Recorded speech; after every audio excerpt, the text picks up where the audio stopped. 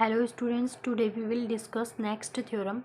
Let x be the set of all continuous real valued function on closed interval 0 and 1 and let norm of x is equal to integration 0 to 1 mod of x of t is dt and then x is not complete and hence it is not a Banach space under above defined norm.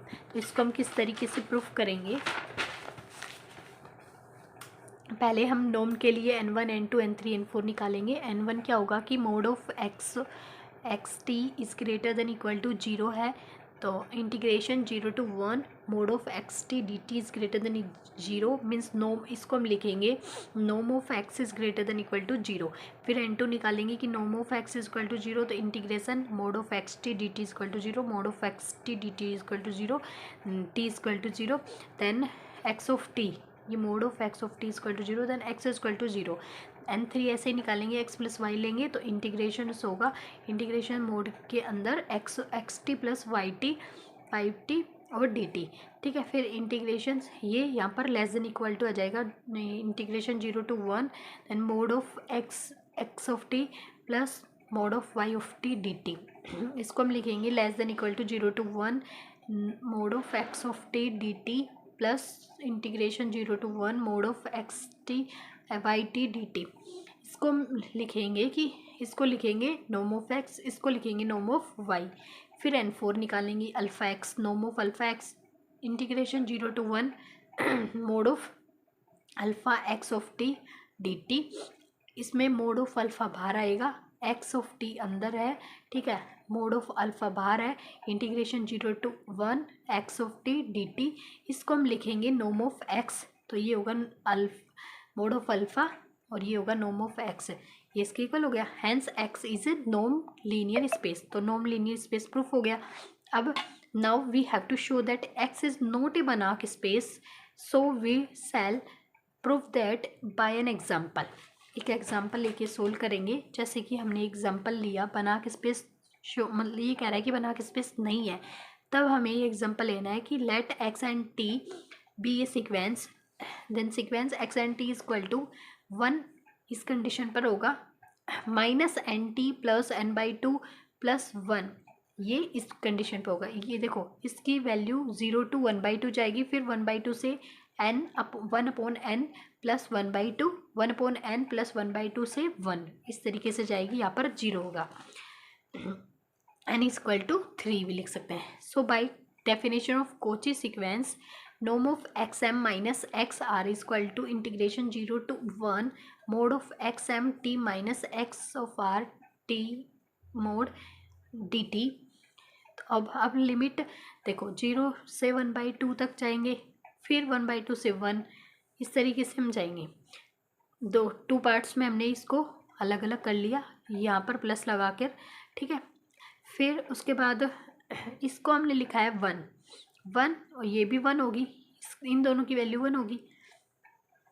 Then फिर ये value as it is लिखी हमने, ठीक है, ये 1 1 0 0 हो जाएगा, means ये पूरी टर्म तो 0 हो जाएगी, ये वाली टर्म आएगी, मतलब 1/2 से 1, तो एक्स एम टी और एक्स आर टी।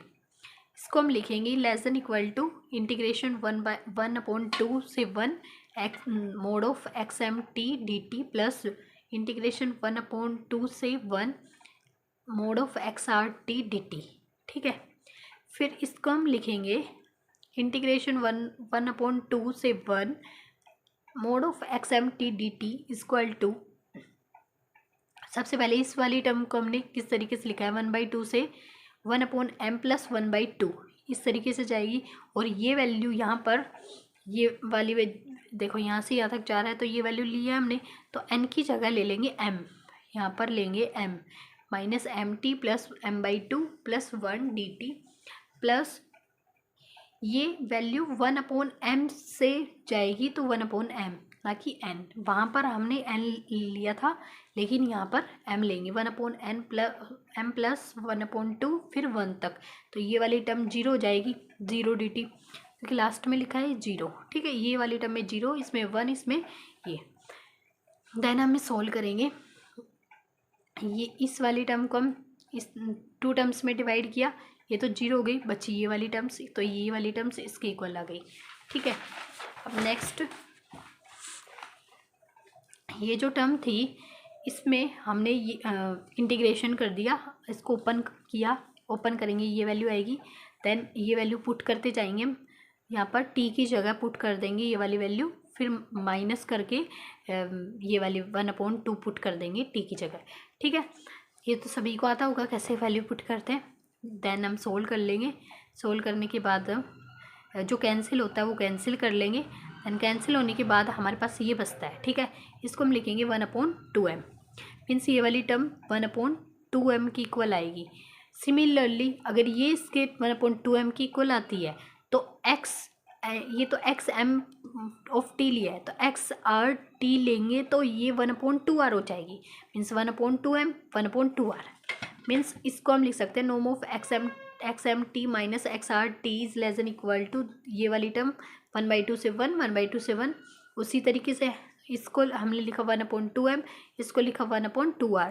ठीक है, देन ये वाली जो टर्म आई है ये टेंड्स टू 0 होगी, देन हम लिख सकते हैं कि x and t is Cauchy sequence, then x and t is convergent and converges to x पर कन्वर्ज होगी। देन एक्स एंड टी ये इस तरीके से हमने लिया था लास्ट में, देन एक्स एंड टी 1 पर ये वैल्यू है और 0 पे ये, मतलब 1/2 से ये तो हमने एक्स एंड टी ये लिया था।